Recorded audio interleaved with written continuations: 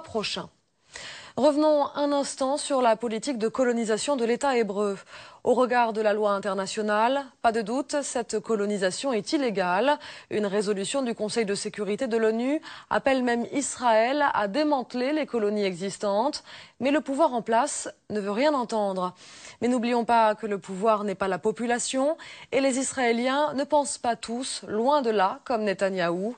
À Tel Aviv, des citoyens outrés par la conduite de leur pays ont décidé d'emboîter le pas de l'Union européenne et de boycotter les produits israéliens issus des territoires illégalement occupés. Voyez ce reportage d'Uri Schneider. Il n'y a pas qu'en Europe que l'on boycotte les produits issus des colonies juives. Même à Tel Aviv, les opposants à la politique d'occupation israélienne, comme Mike Aviad, se refusent à les acheter. Mais c'est loin d'être facile, car l'origine des œufs et du fromage est souvent bien cachée sur l'emballage, alors qu'ils viennent régulièrement des territoires occupés.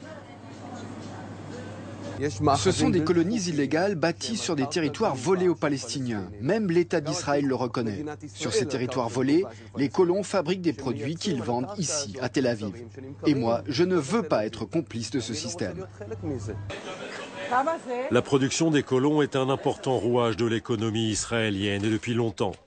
Au marché à Tel Aviv, il est quasi impossible de savoir si les tomates ou les poivrons ont poussé dans les territoires occupés.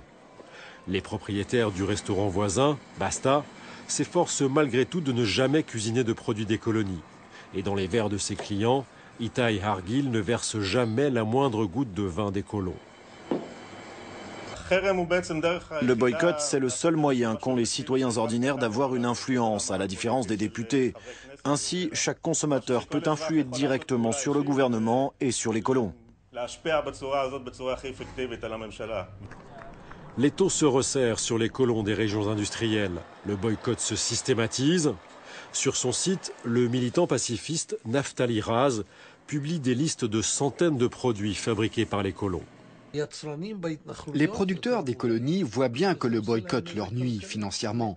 Et peu à peu, de plus en plus d'entreprises quittent les colonies pour s'installer en Israël même. À Jérusalem, au sein du gouvernement, on voit ces militants d'un très mauvais œil.